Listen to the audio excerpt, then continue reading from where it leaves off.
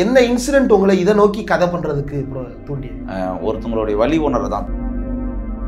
ஏற்கனவே என்னுடைய குண்டு படமும் இது வந்து யாருக்கும் புரியலன்ட்டாங்க முதல்ல கதையாக இருக்கும்போது. அதே மாதிரி ஒரு கதையை இன்னொரு கதையை நான் வந்து என்னால் செய்ய முடியும். ஒரு பானை இன்னொரு பானையை செய்து என்னால் வித்துற முடியும். ஆனால் எனக்கு ஒரு கலைஞனாக எனக்கு ஒரு சமூக பொறுப்பு இருக்குது. இதை அங்கீகரிப்பவர்கள் எல்லாருமே வந்து அதிகாரத்தில் இருப்பவர்களாக இருக்காங்க. பொதுவாக சென்சார்ன்றது வந்து அந்த கால ஒற்றர்கள் தான். எல்லா அதிகார அமைப்பும் தன் மீது தன்னுடைய சொகுசு எப்பயுமே உடையக்கூடாதுக்காக அது குந்தகம் விளைவிக்கிற நபர்களை கண்காணிப்பதும் இல்லை அதுக்கு மீறி போனால் அவர்களை வந்து தீர்த்து கட்டுறது ஒன்று. அது வந்து மன்னராட்சி காலத்துலேருந்தே இருக்குது. பேப்பரில் பார்த்த உடனே 2 படத்தையுமே ஓகே பண்ணது ரஞ்சித் தோழர் தான். ஆமாம், அவருக்கு மட்டும் எப்படி புரிஞ்சிச்சு? தத்துவமாக வெறும் வரையறையாக சொல்கிறது மட்டுமே அரசியலாக இல்லை. நீங்கள் புறக்கணிக்கப்பட்ட ஒரு வாழ்வை பதிவு செய்வதும் மிக முக்கியமான ஒரு அரசியல். பணக்காரர்கள் அனைவருக்குமே ஒரே மாதிரியான கதை. வரியை சுமந்து திரிகிற உழைப்பாளர்களுக்கு ஒவ்வொருவருக்கும் ஒவ்வொரு கதை. கண்டிப்பாக நீ வந்து என் கூட ஒர்க் பண்ண நான் பண்ணுறேன் அப்படின்னாரு. அப்போ அவரோட டைட்டில் கேட்டால் அட்டகத்தின்னு இருந்தது. எனக்கு வந்து மறுபடியும் ஒரு இடத்துல போய் மாட்டக்கூடாது. இப்போ ரஞ்சித்தோட தான் எனக்கு அதை கிளியர் பண்ணி விட்டார். அதெல்லாம் ஒன்றும் இல்லை. இதுக்குள்ளே ஒரு பேக்ரவுண்ட் ஃபோர் கிரவுண்டில் எல்லா கதையும் நம்ம வந்து சொல்ல முடியாது. இப்போ பேக்ரவுண்டில் ஒரு கதை சொல்லணும். அப்போ நீ என்ன பண்ண போறன்றது நீ ஒவ்வொரு சீனுக்குமே எழுதிடு. நீ இது கொஞ்சம் அட்மாஸ்பியருக்கு நான் ஒரு லிஸ்ட்டு கொடுத்தேன். பட்ஜெட்டு ஒரு ஒவ்வொரு சீனுக்கு இந்த பொருளெல்லாம் வேணும்னு. ஆமாம், படித்து பார்த்துட்டு 2 மடங்கு படத்தை விட அதிகமாக இருக்கு. இப்போ சொல்லப்போனால் என்னை வந்து முதல்ல அங்கீகரிச்சதே வந்து ரஞ்சித்தோட. அது வேற நண்பர், அவர் வந்து நம்ம எல்லாத்தையும் புரிஞ்சுக்கிறாரு, அது வேற. ஆனால் வேற ஒரு இடத்துல வந்து நம்மளை அங்கீகரிக்கிறது வந்து காஸ்டார் தான். தண்டகாரன்ல கலையரசன் கேரக்டர் இருக்குங்களா, அது எழுதும் போதே கலையரசன் ஃபிக்ஸ் பண்ணிட்டு அதை போட்டு தள்ளிங்களா? இது வந்து நீளத்தை நோக்கி கேட்க வேண்டிய கேள்வி. நாங்கள் வந்து யூடியூப் அசோசியேஷன் சார்பாக நாங்கள் ஒரு ஆர்ப்பாட்டம் அறிவிக்கலாம்னு இப்போதான் அறிக்கை எழுதிட்டு இருக்கோம். கொல்லாதே கலையரசனை கொல்லாதே. டேக் லெஃப்ட் பார்வையாளர்களுக்கு வணக்கம். ஒரு நீண்ட இடைவெளிக்கு பிறகு ஏற்கனவே ஒரு பேட்டி எடுத்துட்டோம். இது நீண்ட இடைவெளிக்கு பிறகு 2வது பேட்டியாக நாம் தொடர்கிறோம். இந்த உரையாடலில் நம்மோடு இயக்குனர் கவிஞர் அதியன் ஆதிரை அவர்கள் தான் நம்மோடு இணையவிருக்கிறார். அவரோடு பேசலாம். வணக்கம் தோழர். வணக்கம் தோழர். தமிழ் சினிமாவின் கியூட்டி பை பார்த்தாலே கொஞ்சம் போல இருக்கும். எனக்கு அப்படி தோணும். அவர் பிரஸ் மீட்ல பேசினாலும் சரி, எதுல பேசினாலும் நிற்கும் போது பார்த்தாலும் கொஞ்சிட்டு போகணும் போல இருக்கும். திரைப்படங்கள்ல வந்து அவருடைய கருத்துக்களை அழுந்த பதிய வைப்பதற்கு முன்னாடியே கவிதைகளின் மூலமாக பெரிய அளவுக்கு அவருடைய கவிதைகள் பேசப்பட்டிருக்கிறது. அப்போ அந்த காலகட்டத்தில் முற்போக்கு தளங்கள் எல்லாவற்றிலுமே அது குறித்த எப்படி சொல்றது உரையாடல்கள் வந்து அப்பனின் கைகளால் அடிபட்டவன் அந்த புத்தகம் வந்து பெரிய அளவுக்கு பேசப்பட்டிருக்கு. சாதியம் என்ன தாக்கத்தை ஏற்படுத்தி இருக்கிறது அப்படின்றத பதிவு செய்த முக்கியமான கவிதை நூல்களில் ஒன்று. இப்போது திரைப்படங்களின் மூலமாகவும் பல்வேறு விவகாரங்களை பதிவு செய்திருக்கிறார். தண்டகாரண்யம் பார்ப்பதற்கு மென்மையானவர். ஆனா படத்தோட டைட்டில் இருந்து எல்லாமே வந்து வைப்ரண்டாவே இருக்கு. குண்டு, தண்டகாரண்யம் அப்படிலாம் சொல்லும் போதே அப்படி ஒரு வைப்ரேஷன் வருது உடம்புல. அது பிளான் பண்ணியே வைக்கிறீங்களா? இல்லை, தேவையின் அடிப்படையில் தான் ஒன்று வைக்கிறோம். அந்த கதைக்கரு எதை பேசுதோ அதனுடைய மையத்தை வந்து நம்ம டைட்டிலாக வைக்கிறோம். 2ஆம் உலகப் போரின் கடைசி கொண்டு அந்த 2ஆம் உலகப் போருக்கு பிறகு போர் வந்து அன்னைக்குமே நிகழலை. அது தொடர்ந்து ஒவ்வொரு நாளும் அதனுடைய கழிவுகள் வந்து குண்டுகளாக இருந்தாலும் சரி, அது நேரடியாகவோ மறைமுகமாகவோ மக்களை வந்து எவ்வளோ அச்சுறுத்திட்டு இருக்கு. அதனால் இந்த 70 ஆண்டு காலத்தில் நம்ம வந்து போரை வந்து சந்திச்சுட்டு தான் இருக்கிறோம் அப்படின்றத மையப்படுத்தி தான் நம்ம அந்த டைட்டில் வைக்கிறோம். தண்டகாரண்யம்ன்றதும் அதனால தான். என்ன பேர் காரணம்? தண்டகாரண்யம்ன்றது வந்து அந்த கதையை வந்து அந்த காட்டில் நடக்கிறதுனால அந்த பேர் வைக்கிறோம். இந்தியாவுடைய இதயம் அப்படின்றது வந்து தண்டகாரணமாக தான் இருக்கும்னு நான் நினைக்கிறேன். ராமாயண கதையிலையுமே அது ரொம்ப ஃபேமஸான ஏரியா. ஆமாம் ஆமாம் ஆமாம் ஆமாம். பெரும்பாலும் இவங்க வந்து வனவாசம் போயிருப்பாங்களா இல்லை நாடு பிடிக்க போயிருப்பாங்களான்றது தான் எனக்கு சந்தேகம், என்னுடைய டவுட். ஏன்னா போர்ன்றது வந்து தொடர்ந்து அந்த மண்ணில் நிகழ்ந்துக்கிட்டே இருக்குது எனக்கு தெரிஞ்ச அளவுக்கு. ஏன்னா நீங்கள் மகாபாரத கதைகளில் இவங்க வனவாசம் போயிருப்பாங்க. ஆனால் பார்த்தீங்கன்னா அந்த வஜ்ராசூரன், நிறைய சூரன்களை வந்து வீமன் வந்து கொண்டுகிட்டே இருப்பார். அப்போ வந்து அப்போ என்ன நடந்திருக்கும்? ஏன் அவர் வந்து வனவாசம் போன இடத்த ஏன் இத்தனை சூரன்களை கொல்ல வேண்டிய நெருக்கடி இருக்குது? காட்டுக்குள்ள போனோமா கஞ்சியை குடிச்சோமான்னு இருக்க வேண்டியதானே. அப்படின்னா இவங்க இது வந்து ஒரு போருடைய இன்னொரு வடிவமாக தான் அது இருந்திருக்கணும் அப்படின்னு தோணுது. ஏன்னா இவங்க வனவாசம் வந்த ராமாயணத்தில் வனவாசம் வந்த இடமா இருந்தாலும் அங்கே போய் அங்கே அந்த காடுகளில் பார்த்தீங்கன்னா ராவண கோயில்கள் இருக்குது, மண்டோதரிக்கு கோயில்கள் இருக்குது. இப்போது அப்படி இருக்கும் பட்சத்தில் அந்த பழங்குடி மக்கள் யாரை தெய்வமாக வணங்கியிருக்கிறாங்கன்னு தெரியுது. அப்போ தெய்வத்தை வந்து பழங்குடி மக்களுடைய தெய்வம் வந்து வில்லனாக இருக்கும் பட்சத்தில் அப்போ ஹீரோக்கள் வந்து யாரோட மோதி இருக்கிறாங்கன்னு அப்படி ஒன்றும் தெரியல. அப்போது அந்த ஹீரோக்கள் யாருக்கான ஹீரோக்களாக இருக்கிறார்கள்ன்றதும் உண்மை. அப்போது அது வந்து அந்த காலத்துலேருந்து இந்த காலம் வரைக்குமே அங்கே ஒரு போர் நடந்துக்கிட்டே இருக்குது. அப்போது அந்த போர் வந்து ஏன் நடக்குதுன்னா ஒவ்வொரு காலத்துலேயும் வந்து அதுக்கான தேவை வந்து வேற ஒன்றா இருந்திருக்கு. ஒரு காலத்தில் வந்து மன்னர்கள் வந்து உலா வருவதற்கு வேட்டையாடுவதற்கு நமக்கு வந்து இங்கே இடம் இல்லை அப்படின்றதுக்காக அந்த பழங்குடி மக்களை வந்து அச்சுறுத்தியிருக்கலாம், இல்லை அவங்கள வந்து கொலை செய்திருக்கலாம், அதனால் ஒரு போர் நடந்திருக்கலாம். அதுக்கு அடுத்தது மகாபாரத கதைகளில் வேறு ஒரு தளமாக இருந்திருக்கலாம். சமீப காலத்துக்கு முன்ன வரைக்குமே பழங்குடி மக்கள் வந்து இந்திய அரசுக்கு கப்பம் கட்ட மாட்டுறாங்க அப்படின்றதுல வெள்ளைக்காரர்களுக்கும் அவங்களுக்குமான போர் நடந்திருக்கு. அவங்களுடைய தொழிற்பேட்டையில் வந்து மக்கள் வேலை செய்ய போகும்போது அவங்களுடைய உழைப்பை சுரண்டி இருக்கிறாங்க, கூலிக்கேற்ற ஊதியத்தை தரலன்றது தான் பிர்சா முண்டாவுடைய போராக இருந்தது. விடுதலைக்கு பிறகு இங்கே உலகம் முழுக்க இருக்கிற, அதுவும் தாராளமயத்துக்கு பிறகு உலகம் முழுக்க இருக்கிற முதலாளிகள் எல்லாம் பல்வேறு நாடுகளில், லத்தீன் அமெரிக்க நாடுகள், ஆப்பிரிக்க நாடுகளெல்லாம் தோண்டி எல்லாத்தையும் எடுத்து அந்த மண்ணை மலடாக்கிட்டு ஒரு சுடுகாடாக்கிட்டு கடைசியாக இந்தியாவை நோக்கி படையெடுத்துட்டு இருக்கிறாங்க.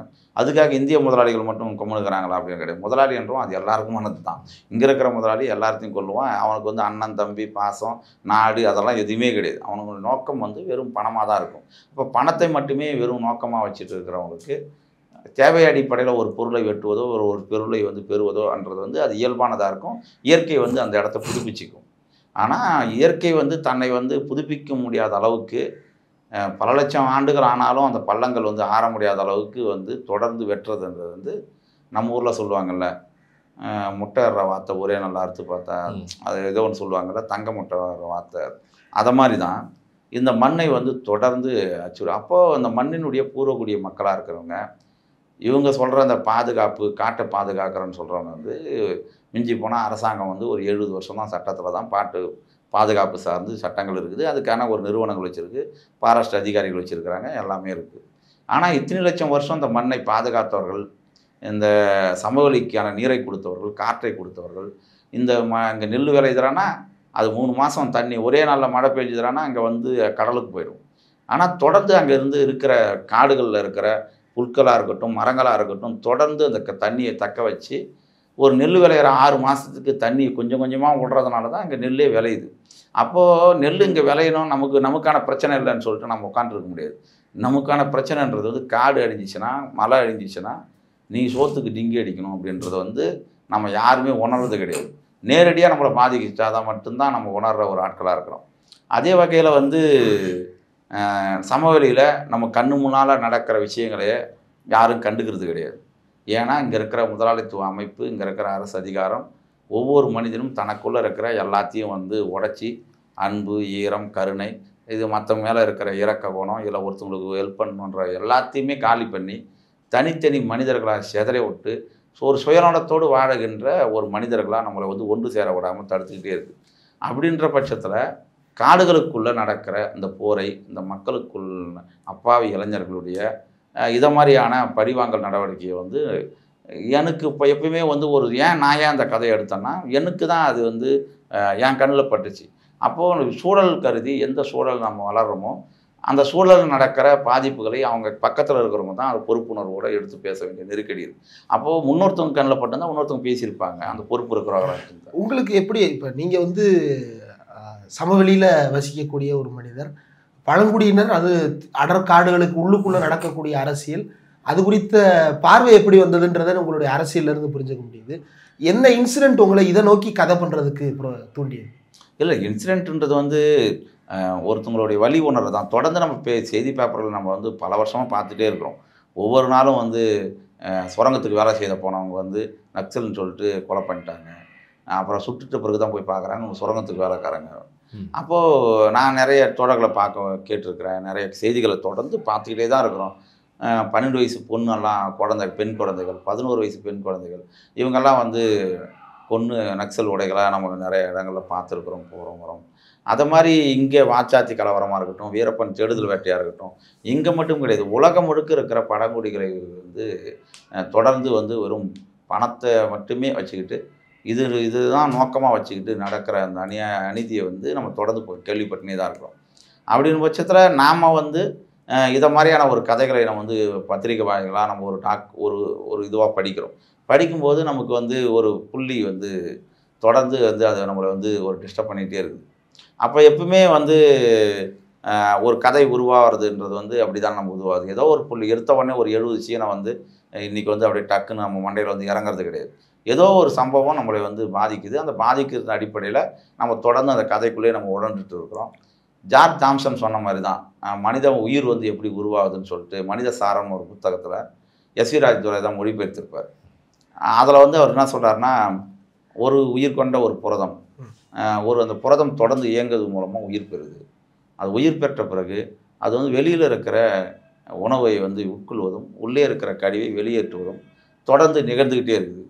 நிகழ்கிற ஒன்று அடுத்து வந்து ஒரு உயிராக உயிர் பெறுது.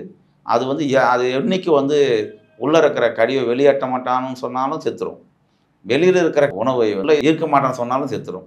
அப்போ வந்து உயிர் செத்ததுக்கான சர்டிஃபிகேட் வந்து ஒரு டெத் சர்டிஃபிகேட். அதை மாதிரி தான் ஒரு கதை ஒரு மையப்புள்ளியே தொடர்ந்து இயங்குது. நிறைய சீன்களை வந்து நம்ம வந்து உள்வாங்குகிறோம். நிறைய சீன்கள் ஏற்கனவே இருக்கிறத நம்ம வெட்டி வெளியில் வீசுகிறோம். தொடர்ந்து நிகழ்ந்துக்கிட்டே இருக்குது. அப்போ நிகழ்கிறனுடைய உச்சத்தில் தான் அதனுடைய ஒரு கதையினுடைய டெத் சர்டிஃபிகேட் தான் சென்சார் சர்டிஃபிகேட்டாக நான் உணர்றேன். அப்படி தான் அந்த கதை வந்து ஒரு புள்ளியிலிருந்து தான் தொடங்கி இந்த அளவுக்கு வடிவம் பெற்று. அந்த டெத் சர்டிஃபிகேட் எப்படி நீங்கள் உள்ள சென்சாருக்கு போகும்பொழுது ஏகப்பட்ட ஸ்ட்ரகிள் பார்த்துருக்கோம். இப்போ உள்ள என்ன நடந்துச்சு? இது திரைப்படத்தை வெளியிடுறதுக்கு நீங்கள் பண்ண போராட்டங்கள் என்ன? திரைப்படம் இந்த கதையாக நம்ம எழுதி முடித்த உடனே ஏற்கனவே என்னுடைய குண்டு படமும் இது வந்து யாருக்கும் புரியலன்ட்டாங்க. முதல்ல கதையாக இருக்கும்போது படமாக வந்த பிறகு தான் எல்லாருக்கும் புரிஞ்சுது. ஆனால் நான் வந்து ஒரு வியாபாரவியாக இருந்திருந்தால் அதே மாதிரி ஒரு கதையை இன்னொரு கதையை நான் வந்து என்னால் செய்ய முடியும். ஒரு பானை இன்னொரு பானையை செய்து என்னால் வித்துற முடியும். ஆனால் எனக்கு ஒரு கலைஞனாக எனக்கு ஒரு சமூக பொறுப்பு இருக்குது. நான் வந்து வெறும் என்னுடைய பொருளாதாரம் சார்ந்து யோசிக்கிறது எவ்வளோ முக்கியமோ எதை சொல்லி நான் வந்து இங்கே பேசுகிறேன்றதில் எனக்கு ஒரு தெளிவு இருக்குது. அப்போ நான் ஏற்றுக்கொண்ட தத்துவத்தின் அடிப்படையில் இந்த சமூகத்தில் நடக்கிற பிரச்சனையை என்னுடைய பார்வையின் அடிப்படையில் அதுதான் நான் பார்க்குறேன். அப்போ எனக்கு யார் பாதிக்கப்பட்டிருக்கிறார்களோ அவர்களுடைய பார்வையிலிருந்து தான் அந்த கதையை எழுதணுன்றது தெளிவாக இருக்கிறேன். அப்போ எழுதும்போது இதை அங்கீகரிப்பவர்கள் எல்லாருமே வந்து அதிகாரத்தில் இருப்பவர்களாக இருக்காங்க. எந்த வகையிலும் வந்து தன்னுடைய சொகுசோ தன்னுடைய வாழ்க்கைக்கு ஏதாவது இழிவு செய்கிற எந்த செயலாக இருந்தாலும் அந்த படைப்புகளை வந்து அவங்க வந்து அங்கீகரிக்க மாட்டாங்க அப்படின்றது நமக்கு தெரியும். இது வந்து இங்கே நெட்டு மட்டும் கிடையாது. அது மன்னராஜ்ய காலத்துல அந்த காலத்திலேருந்தே சமூகம் சார்ந்து தொடர்ந்து செயல்படுறவங்களும் அவங்களுடைய நிராகரிப்பு அவமானங்கள்ன்றது வந்து அதிகமாக இருந்திருக்கு. அதை சார்ந்து ஃபைட் பண்ணி தான் அவங்க வேற ஒரு இடத்துக்கு நவர்றாங்க. அதுதான் சமூக மாற்றமாகவும் மாறி இருக்கு. அந்த புரிதல் நமக்கு இருக்கிறதுனால இந்த கதையை வந்து நான் குண்டுவே வந்து கிட்டத்தட்ட ஒரு 20-30 பேர்கிட்ட சொல்லியிருக்கிறேன். சில பேர் கதை கேட்டு தூங்கியும் இருக்கிறாங்க. 2ஆம் உலகப் போர் இந்தியாவில் நடக்கவே இல்லை, நீங்கள் எப்படி இந்த கதையை எடுத்து எப்படி கையலாங்கடன்றீங்க, எப்படி புரியும், அப்புறம் காகித கொக்கு இப்படியெல்லாம் நிறையா இருந்திருக்கு. ஆஃபீஸ் போட்டிருக்கிறோம், அப்புறம் ஆஃபீஸ் போட்டு அட்வான்ஸ் கொடுத்தே திரும்பி போயிருக்கிறாங்க அந்த கதை புரியாதுன்னு. அப்போ படம் எடுத்த பிறகு தான் அது வந்து ஒரு மாற்று சினிமாவாக அது வந்து இது வந்தது. பேப்பரில் பார்த்த உடனே 2 படத்தையுமே ஓகே பண்ணது ரஞ்சித் தோழர் தான். ஆமாம், அவருக்கு மட்டும் எப்படி புரிஞ்சிச்சு? அதுதான் நம்ம வந்து நிறைய கதைகளை வந்து ஒரே மாதிரி கதைகளை செய்கிறதுன்றது வந்து அது ஒரு வியாபாரம் முழுக்க வியாபார நோக்கமாக இருக்கலாம். ஆனால் ஒரு கதையை வந்து ஒரு புதிய கதைகளை வந்து சொல்கிறதுன்றது தான் இருக்குல்ல. அப்போ அப்படின்னா அப்போ நான் வந்து டால்ஸ்டாய் சொன்ன மாதிரி தான் நம்ம அன்னா கரீனாவுடைய நாவலுடைய அது ஒரு காதல் கதை தான். அந்த காதல் கதையினுடைய முன்னுரையில் வரியாக அப்படி தான் எழுதியிருப்பான். என்னன்னா பணக்காரர்கள் அனைவருக்குமே ஒரே மாதிரியான கதை, வரியை சுமந்து திரிகிற உழைப்பாளர்களுக்கு ஒவ்வொருவருக்கும் ஒவ்வொரு கதை. அதை மாதிரி தான் இப்போது ஒரே மாதிரியான கதைகளை பேசுவதற்கு எனக்கு விருப்பமே கிடையாது. அதை வந்து நான் ஒரே ஸ்டாண்டில் படிக்கிற மாதிரியே எனக்கு ஒரு ஃபீல் ஆகுது. அப்போது பேச மறக்கிற கதைகளை பேசுகிறது வந்து எனக்காகவே நான் ஒரு திருப்தி அடையணும்ல. எனக்கு வந்து நம்ம வந்து முக்கியமான ஒரு விஷயத்த பேசுகிறோம், எனக்கு ஒரு குற்ற உணர்வு வந்துடக்கூடாது. அப்போது நான் செய்கிற வேலையை ஒரு திருப்தியாக அதை வந்து கரெக்டான ஒரு விஷயத்த நம்ம வந்து உரையாடல் பண்ணணும் அப்படின்றது தான். ஏன்னா நான் பெற்றிருக்கிற இந்த அறிவுன்றது வந்து என்னுடைய சுயநலத்துக்காக என்னை மட்டுமே அதை வந்து ஒரு வியாபாரமாக மாற்றிக்க விரும்பலை நான். ஏன்னா நான் பெற்றிருக்கிற இந்த அறிவு அனைத்துமே இன்னொருத்தனுடைய தியாகத்திலிருந்தும் இன்னொருத்தனுடைய மரணத்திலிருந்தும் இன்னொருத்தனுடைய போராட்டங்களின் வழியாக தான் அந்த லைட்டாகவும் இருக்கட்டும் அந்த செவராக இருக்கட்டும் எல்லாமே வந்தடைஞ்சிருக்கு. அப்போ எனக்கு ஒரு சமூக பொறுப்பு இருக்கிறதா நான் நினைக்கிறேன். அப்போது இந்த உரையாடலை யார் பேச தயங்குறாங்களோ அந்த உரையாடலை நாம் தொடங்கணுன்றது என்னுடைய பொறுப்புலேருந்து தான் நான் பார்க்கிறேன். இந்த சமகாலத்தில் வந்து நடந்த ஒரு முக்கியமான மாற்றங்களில் ஒன்று, இதே போன்ற ஒத்த கருத்து உள்ளவர்கள் வந்து ஒன்றாக இயங்குவதற்கான ஒரு பிளாட்ஃபார்மோ அல்லது வந்து ஒரு சூழலோ அது பாரஞ்சி தோழருடைய நீளம் வந்து ரொம்ப ஒரு முக்கியமான இனிஷியேட்டிவ். அது அதியநாதிரையா இருக்கட்டும், மாரி செல்வராஜா இருக்கட்டும், அல்லது பாரஞ்சித்தாக இருக்கட்டும், இன்னும் பல பேராக இருக்கட்டும், அது ஒரு ஒற்றுமையை பார்க்க முடிகிறது, ஒன்றாக இயங்குவதை பார்க்க முடிகிறது. எப்படி ரஞ்சித் தோழரோட அசோசியேட் ஆனீங்க? எப்படி நீளம்ல அசோசியேட் ஆனீங்க? இல்லை, நான் அவருடைய உதவி இயக்குனராக தான் நான் இருந்தேன். ஓகே. நான் வந்து முதல்ல ஏற்கனவே நான் ஒரு சினிமாவில் 2-3 படங்கள் ஒர்க் பண்ணியிருந்தேன். அப்போது எனக்கு வந்து அங்கே நிறைய சிக்கல் இருந்தது. இப்போ உதாரணத்துக்கு சொல்லணும்னா, இப்போ ஒரு ஹீரோ சாப்பிட்ற உணவை வந்து நான் சாப்பிட்ற உணவாக சொல்லவே முடியாது.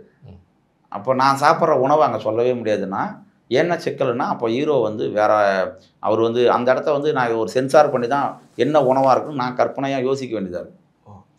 அப்போது நான் என்னுடைய விழாக்களை நான் சொல்ல முடியாது டிஸ்கஷனில், நான் ஒரு உதவி இயக்குனராக இருக்கும்போது. ஏன்னா அந்த விழா வேற ஒன்றா இருக்குது.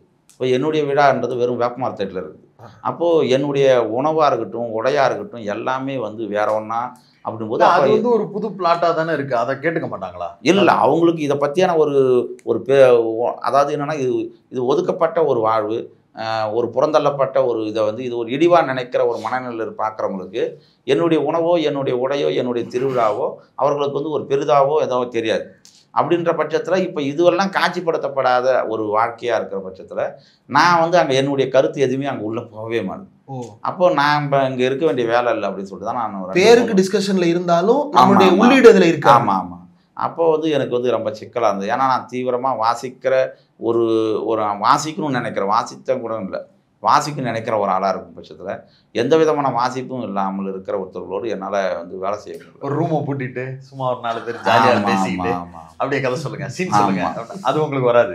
அது நமக்கு எதுக்கு தேவைன்ற அப்படித்தானே ஒரு பெரிய கதை உருவாகுது. அதானே தமிழ் சினிமாவை. இல்லை, அதை மாதிரி இருந்தவங்களுடைய இப்படி இந்த சினிமாவுடைய வரலாற்றில் அதை மாதிரியான இருந்தவங்களுடைய நிலைமையை அடிச்சு பாருங்களா. 120 படம் பண்ணியிருப்பாங்க, 150 படம் கூட பண்ணியிருக்காங்க.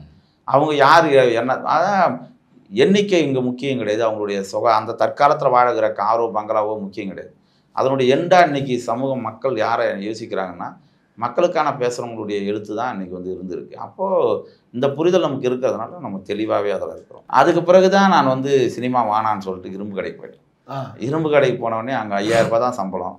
சூப்பராக இருந்தது. அங்கே பூரா ரொம்ப எளிமையான மக்கள், ரொம்ப அன்பாக இருந்தாங்க. அங்கே ஒரு 2 வருஷம் கிட்ட ஏறக்குறைய 2 முறை போய் வந்து அது யூனியன் கட்டுற வேலையெல்லாம் அங்கே நடந்தது தானே? ஆமாம் ஆமாம். அமைப்பு சாரா தொழிலாளர்கள் பற்றியான அவங்களுடைய புரிதல், அவங்களுக்கான வழி எல்லாமே நமக்கு அங்கே தான் நேராக தெரிஞ்சுது.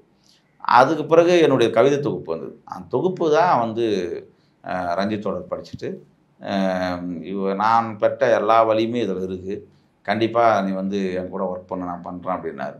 அப்போ அவரோட டைட்டில் கேட்டேன், அட்டகத்தின்னு இருந்தது.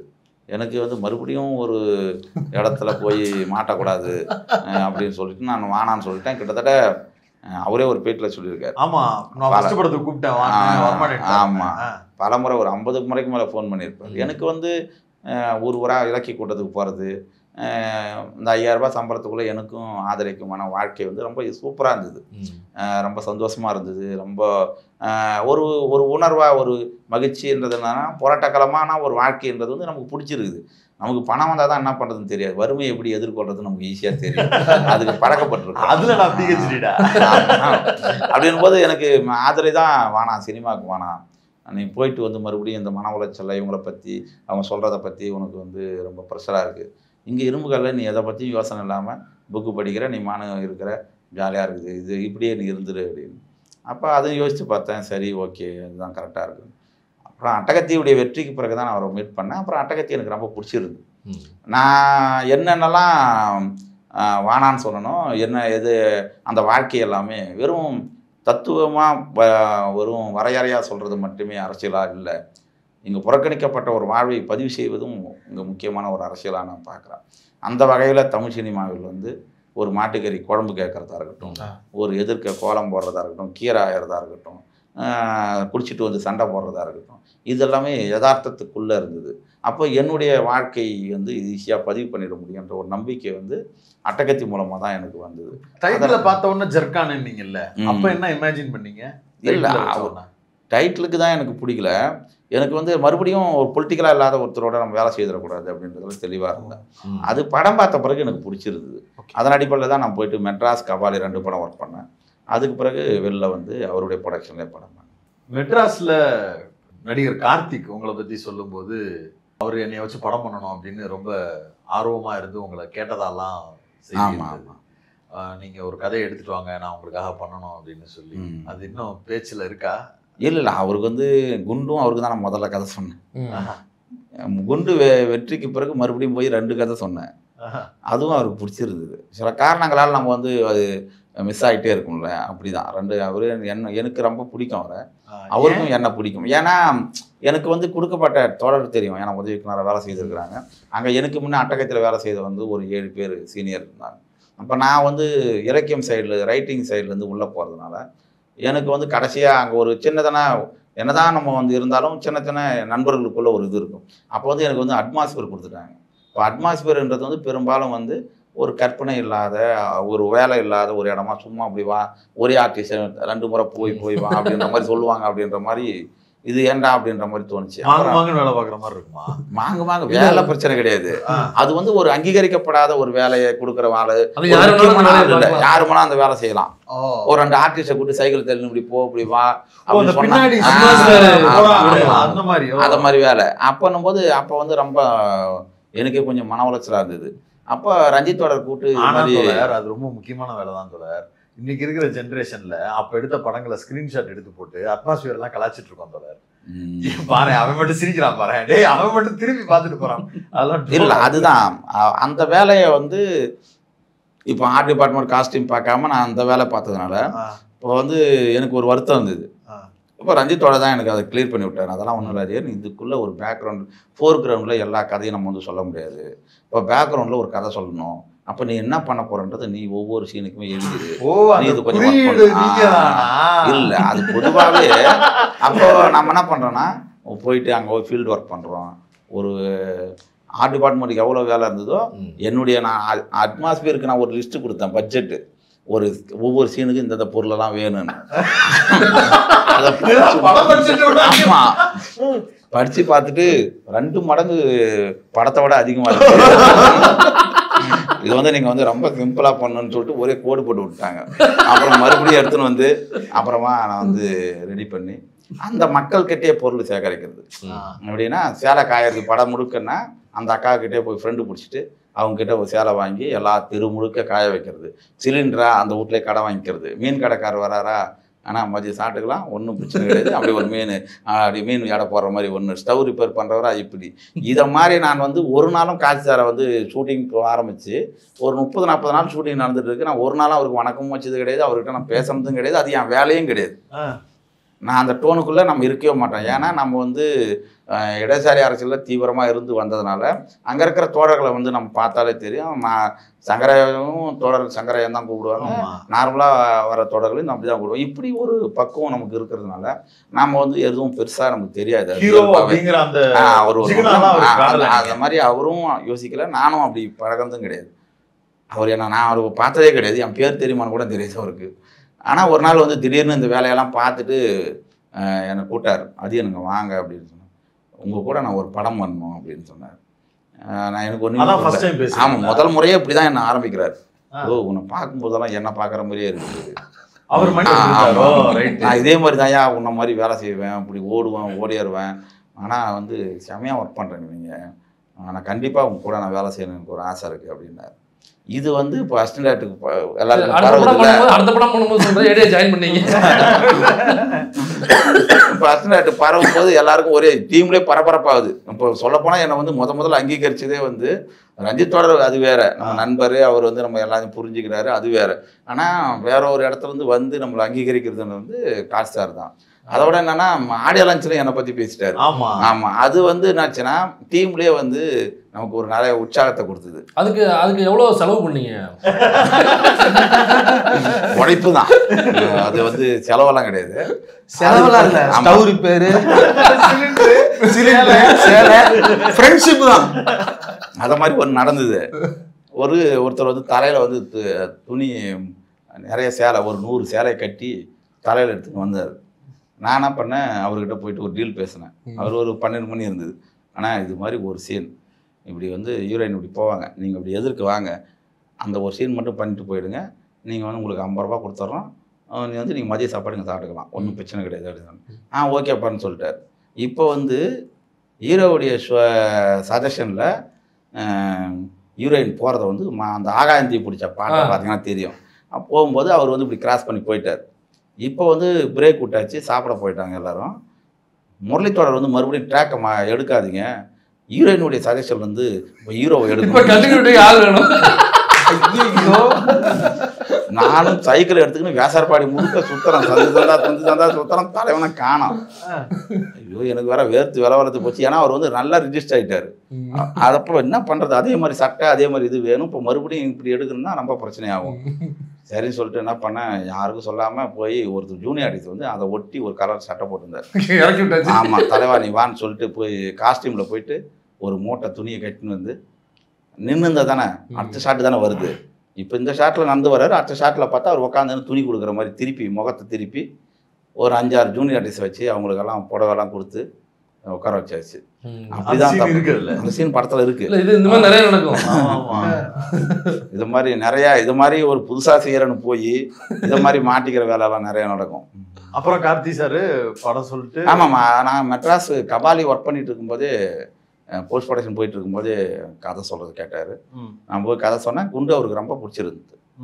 அதுக்கு பிறகு அவர் ஸ்கிரிப்ட் கேட்டார். ஸ்கிரிப்டும் படிச்சுட்டு நம்ம பண்ணலான்னு சொன்னார். கிட்டத்தட்ட ஒரு 9 மாதம் கிட்ட நம்ம வெயிட் பண்ணியிருந்தோம்.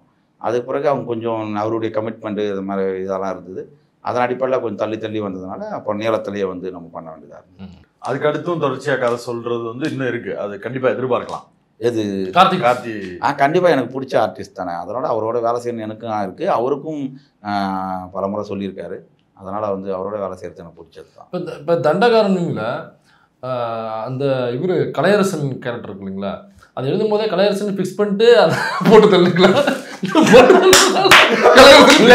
இது வந்து நீளத்தை நோக்கி கேட்க வேண்டிய கேள்வி. நாங்க வந்து யூடியூப் அசோசியேஷன் சார்பாக நாங்க ஒரு ஆர்ப்பாட்டம் அறிவிக்கலாம்னு இப்பதான் அறிக்கை வெளியிட்டு இருக்கோம். கொல்லாதே கலையரசனை கொல்லாது. உண்மைதான். அப்படி இல்லை, அந்த கதை எழுதிட்டு பெரிய ஹீரோக்களை தான் நாங்கள் மூவ் பண்ணோம். ஒரு இது வந்து ஏன்னா இந்த பிரச்சனை வந்து வெறும் தமிழ்நாட்டில் இல்லை, இந்த பிரச்சனை இந்தியா முழுக்க இருக்கிற ஒரு பிரச்சனையாக இருக்குது. அப்போன்னு சொல்லிட்டு நாங்கள் ஒரு பெரிய ஹீரோ 2-3 பேரை நாங்கள் வந்து மூவ் பண்ணோம். எல்லாருக்குமே கதை பிடிச்சிருந்தது. கதையினுடைய சீரியஸ்னஸ் வந்து அவங்களுக்கு வந்து ரொம்ப சிக்கலாக இருந்தது. பயந்துட்டு கொஞ்சம் டவுட்டும் இருந்தது அவங்களுக்கு. அதை ஒட்டி வேறு யாரும் கிடைக்காத பட்சத்தில் தான் நம்ம கலையரசனை பிடிச்சது. கலையரசனை பிடிக்கிறதுக்கு முன்னே அவர் இறந்துருவாருன்ற மாதிரி தான் கதை இருந்தது. அதுக்கு ஓகே சொல்லிட்டார் அவரு. இல்லை அப்புறம் பண்ணி தானே அவனுக்கு கதை வந்து அவருக்கு இந்த பிரச்சனை வரல அப்போ. ஆனா இப்ப அவருக்கு தெரியுதா இப்படி அவரு இருக்கு தெரியுது. அவர் எதுவுமே அது மாதிரி நடிக்க மாட்டாருன்னு நினைக்கிறேன். இப்போ சென்சார்ல போகும்போது ஏகப்பட்ட பிரச்சனைகள் சந்திச்சிருக்கலாம். ரிலீஸ் ஆகிறதுக்கே கூட சில சிக்கல்கள் உள்ள வந்திருக்கலாம். ஏன்னாக்கா ஒரு ஆயுதம் தாங்கி ஒரு குழுவை பற்றி நம்ம காட்டுக்குள்ளே இருக்கிற அந்த குழுவை பற்றி பேசுகிறீங்க. இது வந்து அரசாங்கத்துக்கு எதிராகவும் ஒரு பக்கம் நீங்கள் கொஞ்சம் அந்த மதில் மேல் புனையாக கொஞ்சம் மிஸ் ஆனாலும் அது வேற ஒரு பக்கம் போய் விழுந்துருங்கிற ஒரு நெருக்கடியில் பண்ணியிருக்கீங்க. இதை வந்து சென்சார் வந்து எப்படி ரிசீவ் பண்ணாங்க, எப்படி இதை படத்தை வெளியிலேருந்து கொண்டு வந்தீங்க உள்ளேருந்து உள்ள நடந்த ஸ்ட்ரகிள் என்ன? பொதுவாக சென்சார்ன்றது வந்து அந்த கால ஒற்றர்கள் தான். எல்லா அதிகார அமைப்பும் தன் மீது தன்னுடைய சொகுசு எப்பயுமே உடையக்கூடாதுக்காக அது குந்தகம் விளைவிக்கிற நபர்களை கண்காணிப்பதும் இல்லை அதுக்கு மீறி போனால் அவர்களை வந்து தீர்த்து கட்டுறது வந்து அது வந்து மன்னராட்சி காலத்துலேருந்தே இருக்குது. அதனுடைய இன்னொரு வடிவம் தான் வந்து அது வெள்ளக்கார ஆட்சி காலத்துலேயும் இருந்திருக்கு, இப்போ இருக்கிற வடிவங்களும் இருக்குது. பெரும்பாலும் வந்து அவங்க எப்படி நம்மளை கண்காணிக்கிறாங்களோ அதே மாதிரி நாமளும் அவங்கள ஏமாற்றுவதற்கான கண்காணிக்கணும். அதே மாதிரி நாம் என்னவா கொண்டு போய் நிறுத்தணுன்றதுலையும் தெளிவாக இருந்தது. அதன் அடிப்படையில் அந்த கதையை எழுதி முடித்த உடனே நம்ம முழுக்க நம்ம வந்து சென்சார் நடக்கிற அந்த நாளை நோக்கி தான் என்னுடைய ஐடியாவே இருந்தது. அப்போ அவர்களுக்கு வந்து இந்த படத்தை வந்து எப்படி கொண்டு போய் சேர்க்கறது, அவங்களுக்கு எப்படி இந்த படத்தை வந்து பிடிக்க வைக்கிறதுன்றது தான் நம்ம ஐடியாவை பண்ணோம். அதை மாதிரியான நிறைய நிகழ்வுகள் இருக்குது. அதை மாதிரி படம் பார்த்துட்டு பலரும் சொன்ன விமர்சனத்திலிருந்து ஒரு கேள்வி என்னென்னா, இராணுவ வீரராக மாத்துறேன்னு மாவோயிஸ்டாக இருக்க ஒருத்தரை கூட்டு போய் அவங்களே பயிற்சி கொடுத்து அவங்களுக்கு இராணுவ வீரர் உடையும் கொடுப்பாங்க அப்படிங்கிறதுலாம் வந்து ஒட்டலை, லாஜிக் இல்லை, அப்படிலாம் யார் பண்ணுவா அப்படின்னு ஒரு கேள்வி இருக்குது. இது ஒரு அரசாங்கமே பண்ணியிருக்கா இல்லை இதுக்கு பேக்ரவுண்டுன்னு ஏதாவது ஸ்டோரி இருக்கா? இல்லை, இது உண்மை சம்பவம் தானே. இது நம்ம வந்து உங்களுக்கு கடைசியில் நம்ம வந்து அதே போடுறோம். Paper cutting. ஆமாம், கட்டிங் வந்து உண்மையான சம்பவம். அதில் என்னென்னா நம்ம நிறைய அதில் பாதிக்கப்பட்டவர்களுடைய வாக்குமூலங்கள் இருந்தது. அதெல்லாமே நாங்கள் அடிக்கிருந்தோம். அவங்களோட சொன்ன விஷயம், அவங்க எத்தனை லட்சம் கொடுத்து ஏமாந்தாங்க, என்ன மாதிரியான கொடுமைகள் நடந்ததுன்றதெல்லாம் இருந்தது. அதை வந்து சென்சார் அனுமதிக்காததுனால நம்ம அதை கட் பண்ணிவிட்டு வெறும் அந்த அட்டையை மட்டுமே நம்ம வச்சுருந்தோம். அதனால வந்து என்ன நடந்ததுன்னு இது அந்த ஸ்டோரி சொல்லலாமா? ஒரு அரசு எப்படி அதை இப்போ 2 ஐஜி வந்து இப்படி ஒரு அமைச்சரை கையில் வச்சுக்கிட்டு ஒரு வேலையை செய்ய முடியுது, ஒரு போலியா ஒரு கேம்ப் நடத்துறாங்க அப்படிங்கிறது வந்து உண்மை இல்லை அப்படின்னு இல்லை. இது வந்து நீதிமன்றமே கண்டிச்சிருக்குது, செய்தியாகவும் வந்திருக்கு, அதுக்கு வந்து அவர்கள் தண்டனை அனுபவிக்கிறதுக்கான கேஸாகவும் இருக்குது. அப்படின்ற பட்சத்தில் இது வந்து என்னென்னா, நம்ம புதிய கதைகளை சொல்லும்போது மக்கள் வந்து நம்புகிறாங்க. மக்கள் யாருமே வந்து என்கிட்ட வந்து குறைஞ்சபட்சம் ஒரு 100கணக்கான பெண்கள் பேசியிருக்கிறாங்க. எல்லாருமே ஃபோன் பண்ணி அழுதுருக்குறாங்க. இப்படி ஒரு கதை வந்து என்னால் பாரமாக இருக்குது, என்னால் பேச முடியல, இப்படி ஒன்று நடக்குமா இதெல்லாம் அப்படின்னு மக்கள் ஈஸியாக புரிஞ்சுக்கிறாங்க. இதை வந்து இப்படி ஒரு வலதுசாரி ஐடியாலஜிலேருந்து பார்த்து இதுக்கு ஒரு ஏதாவது ஒன்று சொல்லணுமே அப்படின்னு யோசிக்கிறவங்க தான் சொல்கிறாங்களே தவிர மக்கள் வந்து தெளிவாக இருக்கிறாங்க. ஏன்னா நான் வந்து ரொம்ப நம்புகிறேன். ஏன்னா மக்கள் வந்து நான் வந்து அவங்கள வந்து அடிமுட்டாள்களாக யோசித்து சில பேர் பேசிகிட்டு இருப்பாங்க. அப்படி கிடையாது. நீ சினிமா உருவான காலத்திலேருந்து நீ பல்வேறு மொழிகளை வந்து கையாளுறோம். வந்து எடுத்த உடனே நம்ம வந்து ஒரு ட்ரெயின் வர்றதான் நம்ம காட்டுறோம். அதில் வந்து மக்கள் எழுந்து ஓட்டிட்டாங்க, நம்ம மேலே வருதுன்னு சொன்னோம். அதுக்கு பிறகு எவ்வளோ தொழில்நுட்பங்கள் வந்துருக்கு. இந்த தொழில்நுட்பத்தெல்லாம் மக்கள்கிட்ட போய் நின்று நாங்கள் வந்து இப்போ வந்து ஹெலிகாம் ஷாட் ஒன்று கண்டுபிடிச்சிருக்கிறோம், இதை நீங்கள் இப்படி தான் புரிஞ்சுக்கணும் சொல்லிட்டா வந்து படம் எடுக்கிறோம். இல்லை வந்து நம்ம எக்ஸ்ட்ரீம் ஷாட் ஒன்று இருக்குது, அதை வந்து நாங்கள் இப்படி எடுக்கிறோம் அப்படி சொல்லி ஆச்சுன்னா ட்ராக் இன் ட்ராக் இது வந்து அவை இல்லைன்னா ஜிம்மி ஜிப்பு அப்படி ஒன்று கண்டுபிடிச்சிக்கிறோம் சொல்லியிருக்கோம். ஒன்றுமே இல்லை. நீ என்ன எடுக்கிறே அதை மக்கள் வந்து உள்வாங்கி பேசுகிறாங்க. அது கருத்தியலாகவுமே நான் வந்து முழுமையாக ஒரு கருத்தை வந்து எல்லாத்தையும் போதிக்கிற ஆளாக நான் இல்லை. நான் வந்து மக்கள் வந்து சிந்திக்கிறாங்க. அவங்க வந்து இந்த கதையோடு ஒரு உரையாடலாக அவங்க கொஞ்சம் அவங்களுக்கிட்டையும் அறிவு இருக்குது. அதை ஒட்டி நான் ஒரு உரையாடலை அவங்களோட தொடங்குறதுக்காக எல்லாத்தையும் சொல்கிறது வந்து ரொம்ப தவறாகவும் இருக்கும், அது வந்து போர் அடிக்கிற விஷயமாகவும் இருக்கும். அப்போது அவங்களுடைய கருத்திலே நான் மதித்து அவங்கள மதித்து தான் நான் எல்லா விஷயங்களும் பகிர்ந்துக்காமல் எல்லாம் புரிகிற மாதிரியான ஒரு உரையாடலை நம்ம நடத்துகிறோம். முழுக்க அது வந்து தொடர்ந்து இன்னி வரைக்குமே நடந்துகிட்டு இருக்கிற ஒரு சம்பவம் தான். இப்போது பழங்குடிகளை கூட்டு போய் மாறுவேஷம் போட்டு அவங்க வந்து போராளி குழுவை சார்ந்தவங்கன்னு சொல்கிறது வந்து ரேண்டமாக நடக்குது. இப்போ இதுக்கு முன்னாடி விடுதலை படத்தில் கூட அதை பதிவு பண்ணியிருக்கிறாங்க. இன்னும் நிறையா நம்மளுக்கு அது பத்திரிகை செய்திகளில் பார்க்குறது, நீங்கள் குறிப்பிடுறதுன்னு பார்க்க முடியுது. ஒரு அரசாங்கம் அதை ரெடி பண்ணி அதையே ஒரு ஒர்க் நேச்சராக வச்சு அந்த வேலையை செய்கிறதுக்கு பின்னாடி இருக்கக்கூடிய காரணம் என்னவா இருக்குது? இல்லை, அது வந்து என்னென்னா, ஒரு அரசு அதிகாரிக்கு கிடைக்கிற ஒரு அரசு உயர் பதவி, அப்புறம் அவங்களுக்கு கிடைக்கிற பணம், அப்புறம் கிடைக்கிற அவங்களுக்கு வந்து அங்கீகாரம் தான் அதனுடைய இதாக இருக்குது. அப்போ அவங்க வந்து எல்லா அதிகாரிகளையுமே அவங்க முடக்கி வர்றதில்லை. அதுக்கு ஏற்ற மாதிரி யார் இருக்கிறான்றதை அவங்க வந்து பலவிதமான பரிசோதனைகள் வச்சு தான் இவன் தான் கரெக்டாக நம்மளை செய்து முடிப்பான் அப்படின்றத அவங்க தேர்ந்தெடுக்கிறாங்க. அப்போ அதை மாதிரியான ஆட்களை வந்து வச்சு தான் அவங்க வந்து இதை மாதிரியான வேலைகளை வந்து பார்க்குறாங்க. இதுக்கு பின்னால் ஒரு பெரிய கார்ப்பரேட் நிறுவனங்கள் இருக்குது. இப்போ வெறும் ஒரு அரசு அதிகாரிக்கு வந்து வெறும் அரசு சார்ந்த நெருக்கடி மட்டும் இல்லாமல் கார்ப்பரேட் நிறுவனங்களுடைய பரிசுகள் இருக்குது, அவங்களுடைய அன்பளிப்பு இருக்குது. இதெல்லாம் வந்து எல்லாம் சேர்ந்தது தானே. புரியுது. இப்போ ஒரு பழங்குடிக்கு அந்த காடை காப்பாற்றுறது மட்டும்தான் வேலையாக இருக்கணுமா? அவர் வந்து இந்த சமூகத்தில் ஒரு கலெக்டராகவோ, ஒரு டாக்டராகவோ, ஒரு இன்ஜினியராகவோ, ஒரு ஐடி கம்பெனிலேயோ, ஒரு வெளிநாட்டில் போய் வேலை பார்க்குறவராகவோ, அப்படியான காட்சிப்படுத்தல்களோ, அப்படியான தேவையோ, அப்படியான கதைகளோ இங்கே இல்லாமல் இருக்குது. மீண்டும் மீண்டும் அவர்கள் வந்து அந்த காட்டை பாதுகாப்பதற்காக பிறந்தவர்கள் அப்படின்னு சொல்லுவதே வந்து அது வேண்டாமே. அது அவங்களும் ஒரு சூழல் நோக்கி எல்லாரும் உலகமே வந்து தாராளமே நோக்கி போகிறீங்க, உலகமே எல்லாத்தையும் நோக்கி நகல்றீங்க, ஆனால் அந்த மக்களை காட்டும்போது மட்டும் அவங்க அதுக்காகவே இருக்கப்பட்டவர்கள் அப்படிங்கிற மாதிரி காட்சிப்படுத்துறீங்களா அப்படின்ற விமர்சனத்தை. இல்லை, அப்படி கிடையாது. அதாவது இந்தியாவில் இடஒதுக்கீடு மூலமாக ஒரு 1.5 கோடி பேருக்கு தான் வேலை கொடுக்க முடியும். ஆனால் 130 கோடி பேர் இருக்கிறோம். அப்போ வெறும் அரசாங்கம் உருவாக்குற இந்த வேலை கட்டணமே கிடையாது. அவங்க வந்து ஒரு தற்சார்பு கொண்ட ஒரு மக்களாக இருக்கிறாங்க. அப்போ தற்சார்பு கொண்ட ஒரு மக்களை வந்து நீ தொடர்ந்து வந்து அந்த மண்ணில் வாழ்ந்துருக்கிறவன அவனுடைய வாழ்க்கை வந்து எல்லாமே அவனுக்கு ஏற்ற மாதிரியான சந்தோஷத்தையும் கொடுக்குது, மகிழ்ச்சியை கொடுக்குது, கொண்டாட்டத்தை கொடுக்குது, விழாக்களை கொடுக்குது, எல்லா வாழ்க்கையோடு தான் வாழ்ந்துட்டுருக்குறாங்க. அப்போது நம்மளை விட அவர்கள் வந்து ரொம்ப பொது உடைமையாக இருக்கிறாங்க. அவங்க வந்து ரொம்ப முற்போக்காக இருக்கிறாங்க. நீங்கள் நினச்சிட்டு இருக்கிறீங்க வெறும் உடையிலிருந்து வெறும் காரு தான் வந்து நம்ம நாகரிகமானது, அதுதான் அறிவானது அப்படின்னு நினைக்கிறோம். அப்படி கிடையாது. பிற மனிதனுக்கு ஒரு வழி வரும்போது அதை வந்து நம்மளை விட அவர்கள் வந்து அன்பானவர்களாக அதை வந்து முன்னிறுத்துகிறாங்க. ஒன்று சேருதல் மூலமாக அவங்க வாழ்க்கை வந்து ரொம்ப கூட்டு வாழ்க்கையுடைய எச்சங்கள் இருக்காங்க. அப்போது அதுதான் முக்கியமே தவிர நம்ம வாழறது வந்து இது வந்து ஒரு பெருசு இல்லைன்னு சொல்கிறேன் நான்.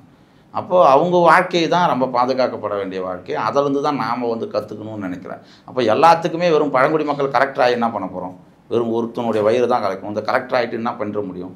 இங்கே எத்தனை கலெக்டர்கள் இருந்திருக்காங்க. அப்படி இல்லை. இப்போ ட்ரைப் சமூகங்களில் இருக்கக்கூடியவர்கள் இன்னும் உச்சநீதிமன்றங்களில் நீதிமன்றங்களில் நீதிபதி ஆக முடியலைங்கிறது வந்து அது இடஒதுக்கீட்டில் மூலமாக நம்ம இன்னும் அடைய வேண்டிய ஒரு தேவையை நோக்கி நகர வேண்டிய ஒரு சப்ஜெக்ட் தானே.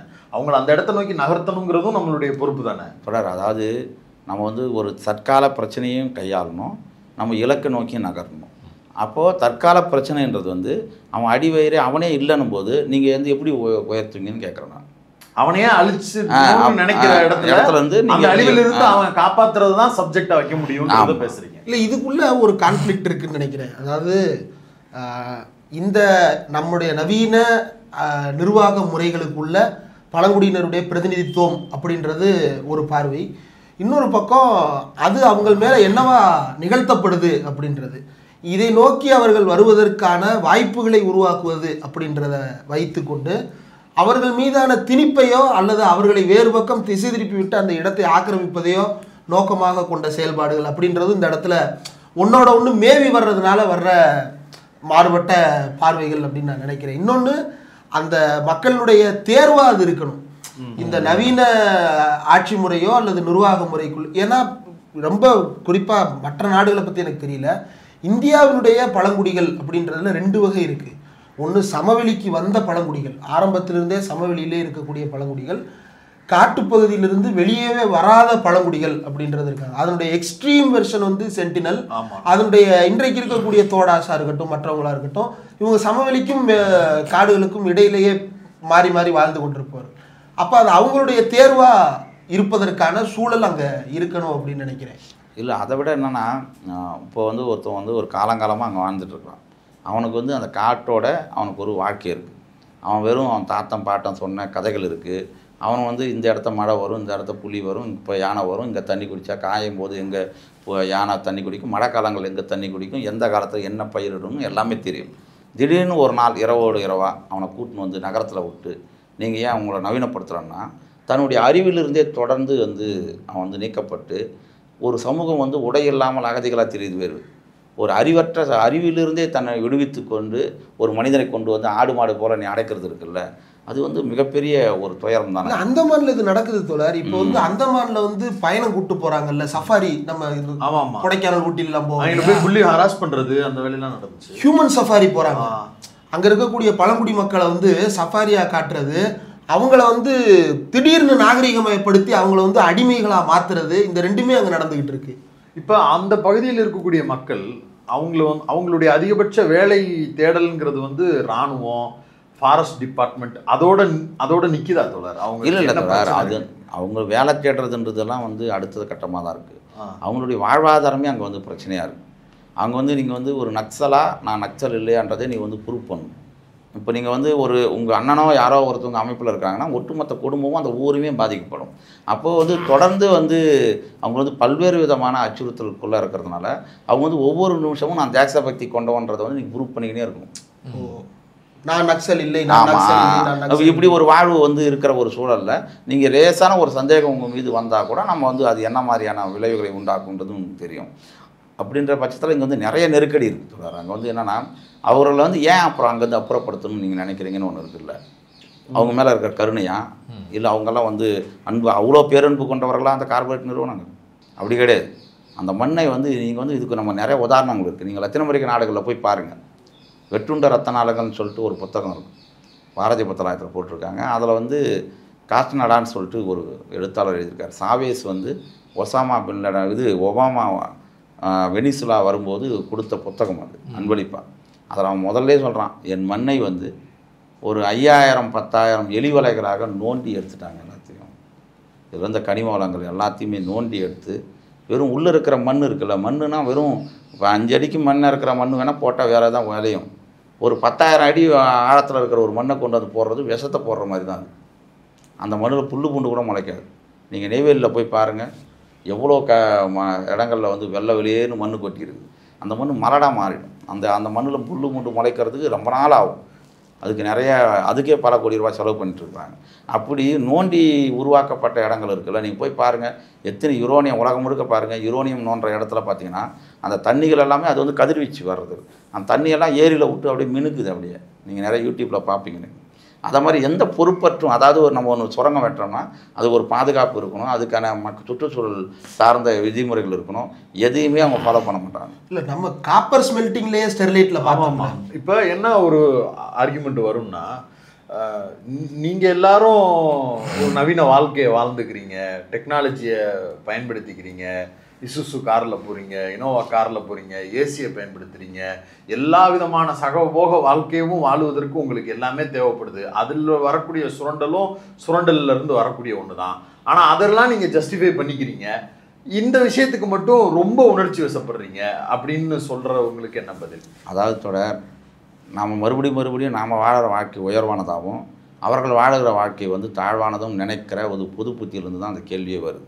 அவர்கள் வந்து ரொம்ப பொது உடைமை சமூகத்தினுடைய ஒரு கூறாக இருக்கிறாங்க, ரொம்ப பேரன்பு கொண்ட மனிதர்களாக இருக்கிறாங்க, தற்சார்பு கொண்டவர்களாக இருக்கிறாங்க. அதுதான் ரொம்ப முக்கியம். அவர்கள் வந்து அவர்களோட வாழ்க்கையை வாழ்ந்து தான் இருக்கிறாங்க. நீங்கள் வந்து வெறும் பெரிய பெரிய ஹோட்டலில் வந்து வாழ்வதும் இங்கே இருக்கிற அது மறுக்கல. ஆனால் நீங்கள் எல்லாருமா சேர்ந்து தானே அவங்களுடைய எதிர்காலத்தை, அதாவது நாம் இந்த வாழ்க்கையோடு பழக்கப்பட்டிருக்கிறோம். நாம் வந்து உன்னை போலவே நானும் வந்து அங்கீகரிச்சுட்டு போகாமல் அவங்க பக்கம் நின்று, வலியின் பக்கம் நின்று அவர்களுடைய கோரிக்கையை தான் நம்ம அங்கே பேசுகிறோம். நாம் வந்து அவர்கள் அந்த மக்களுடைய விருப்பம் அதுவாகிறது பட்சத்தில் அது பிரச்சனை கிடையாது. அவங்க அது அந்த விரும்பவே இல்லைன்ற பட்சத்தில் அது அவங்க விரும்பலைன்றதையாவது நம்ம சொல்லணும்ல. நம்ம அதுதான் நம்ம சொல்கிறோம். நவீன ஏற்புக்கும் நவீன திணிப்புக்கும் இடையில. ஆமாம், திடீர்னு அதாவது ஒரு 20 வருஷம் தூங்கி இருந்த ஒருத்தவனை கொண்டாந்து இங்கே உட்கார வச்சா அவன் எப்படி இருப்பான்? கோமால இருந்து திடீர்னு அதை அந்த புரிதல் நமக்கு இருக்கணும்ல. அதுதான். தண்டகாரண்யம் படத்தை அரசியல் தலைவர்கள் பார்த்தாங்களா? ஆமாம், நிறைய பேர் பார்த்துருக்காங்க. எல்லாருமே பெரும்பாலும் ஏறக்குறைய எல்லா தலைவர்களும் பார்த்துட்டாங்கன்னு தான் நினைக்கிறேன். எல்லாருடைய பாராட்டையும் பெற்று இருக்குது அந்த படம். அதே மாதிரி பெரிய தலைவர்கள்னா யார் யார்? தோழர் திருமா பார்த்தார் அந்த படத்தை. பார்த்துட்டு அவர் ஒரு மாதிரி எமோஷனல் ஆகிட்டார். அதுக்கு பிறகு அவர் மீட் பண்ணும்போது கூட சொன்னார், அவர் ஒரு ப்ரூட்டாலிட்டி சந்திச்சார்.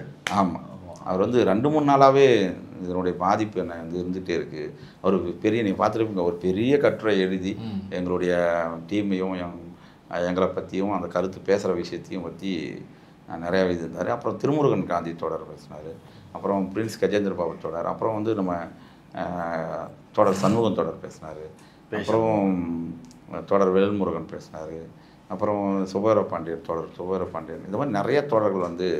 அதே மாதிரி இயக்குநர்களில் தொடர் சேரன், தொடர் அமீர், அப்புறம் தொடர் கோபி நயினார், அப்புறம் வினோத்ராஜ், அப்புறம் கௌதமன், தொடர் வந்து பிரம்மா, இது மாதிரி தொடர் ராஜமுருகன், இது மாதிரி எல்லாருமே பெரும்பாலும் பரவலாக எல்லாருமே அந்த கதையோடு சம்பந்தப்பட்ட போராளி குழுக்களில் இருந்த தோழர்கள் நண்பர்கள்னு யாராவது அழைப்புக்கு வந்து பேசினாங்களா? அதான் அவர் போட்டு கொடுக்கணும். அதானே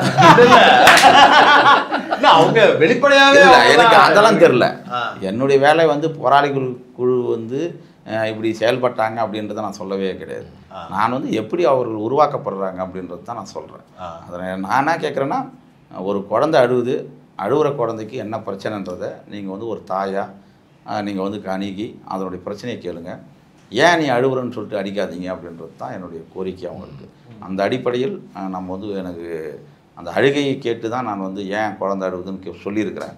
யார் போய் அந்த குழந்தையுடைய பிரச்சனையை புரிந்து அதை வந்து சரி செய்கிறாங்கன்றது அது எல்லாருக்கும் வெளிச்சமாக வைக்கிறோம். தியேட்டரில் ரெஸ்பான்ஸ் எப்படி இருக்குது? தமிழ்நாட்டு மக்களுடைய ரெஸ்பான்ஸ் எதிர்பார்த்த மாதிரி இருக்கா? இல்லை, நல்லா இருக்குது, ஒன்றும் பிரச்சனை கிடையாது நமக்கு. ஏன்னா இது மாதிரியான படங்களை வந்து மக்கள் வந்து பெரிய வரவேற்பை பெற்றிருக்கு. இது வந்து ஊடகம் மூலமாகவும் சரி, நிறைய சமூகம் சார்ந்து இயங்குகிற தோழர்களாக இருக்கட்டும் சரி, அரசியல் கட்சி தலைவர்களும் சரி, நிறைய பேருடைய இது ஒரு புதிய கதை, யாரும் சொல்லப்படாத ஒரு கதை அப்படின்னு நிறைய விஷயங்களை வந்து நம்மளோட பகிர்ந்துக்கிறாங்க. அது வந்து ரொம்ப உற்சாகமாக இருக்குது. ஏன்னா இது மாதிரியான கதைகளை வந்து மக்கள் ஏற்றுக்குவாங்க மாட்டாங்க.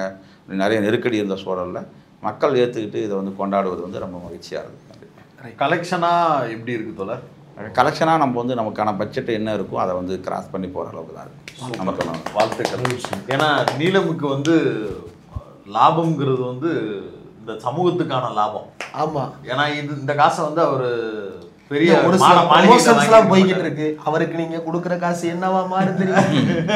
நீ நீல படத்தை பாடுறா, அதுக்கப்புறம் பேசுங்களா. பொலிட்டிக்கலா அதுல ஆர்குமெண்ட்ஸ் இருக்கும், விவாதிக்கலாம், எல்லாமே பேசலாம். ஆனா வலதுசாரி தன்மைக்கு ஒருபோதும் உதவாத படங்களை எடுக்கிறதுல நீலத்தினுடைய பங்களிப்பு ரொம்ப முக்கியம். அந்த வகையில் அவர்கள் லாபம் அடையணும் அப்படிங்கிறது தான் அடுத்தடுத்த படங்களை இயக்குவதற்கு உண்டான வாய்ப்புகளை உருவாக்கி தருங்கிறதுனால சமகால சபால்டன் ஸ்டடீஸ் அல்லது சபால்டன் பெர்ஸ்பெக்டிவ் அப்படின்றது வந்து நீலம், அப்புறம் வெற்றிமாறன், அப்புறம் இயக்குனர்களாக கடை சாத்திட்டாரு வெற்றிமாறன். சாத்தா வச்சுட்டீங்களா? ஆமா, அப்புறம் அதிகநாதிரை, மாரி செல்வராஜ், பாரஞ்சித், கௌதம் ராஜ் உள்ளிட்ட பல இயக்குனர்கள், முத்துக்குமார், வினோத்ராஜ், இப்படி பல இயக்குனர்கள் இருக்கிறாங்க. இந்த சபால்டன் பிறந்தால் விளிம்பு நிலையில் இருக்கின்ற அல்லது புறந்தள்ளப்பட்டிருக்கின்ற சமூகத்தினுடைய குரலாக பலரும் தொடர்ந்து ஒலித்துக் கொண்டிருக்கிறீங்க. ரொம்ப மகிழ்ச்சி தொடர். அதுவும் ஓப்பனிங்கே வந்து மகாபாரத ராமாயணத்துல இருந்து இப்போ வரைக்கும் ஒரு கண்டினியூட்டி இருக்கு இதுக்கு நடுவில் அப்படின்றத வந்து புரிந்து கொள்ள முடிகிறது. அதை ரொம்ப அழகா விளக்கி சொல்லியிருக்கீங்க. தண்டகாரண்யத்தை அனைவரும் திரையரங்குகளில் பார்த்து ஆதரவை தெரிவிக்குமாறு அனைவரையும் கேட்டுக்கொள்கிறோம். திரையரங்குகளில் இன்னும் தொடர்ந்து வெற்றிகரமாக ஓடிக்கொண்டிருக்கிறது. அடுத்து அக்டோபர் 1 வரைக்கும் பெரிய ரிலீசஸ் இருக்காது. தொடர்ந்து தண்டகாரண்யம் தியேட்டர்களில் வெளியாகி கொண்டிருக்கிறது. தியேட்டர்ல பாருங்க. வெவ்வேறு லாங்குவேஜ்ல எல்லாம் ரைட்ஸ் வாங்க ஆரம்பிச்சிட்டாங்க. ஆமா, தெலுங்குல வேலை ஆரம்பிக்கப்பட்டு விட்டது, மலையாளத்துல ரிலீஸ் பண்றாங்க. ஆமா, இப்படி பல வேலைகள் தொடர்ந்து நடக்கிறது. அனைவருடைய ஆதரவும் அந்த படத்திற்கு அவசியம். அனைவரும் தியேட்டர்ல பார்த்து சமூகத்தில் எழுதுங்க, குடும்பத்தோட கூட்டிட்டு போய் பாருங்க. இந்த கமெண்ட்ஸ்ல உங்களுடைய படம் பார்த்தவர்கள் உங்களுடைய கருத்துக்களை பகிர்ந்து கொள்ளுங்கள். தோழர் அதிகநாதிரை அவர்களுக்கு மிக்க நன்றி. இவ்வளவு நேரம் உரையாடல கலந்து கொண்டது.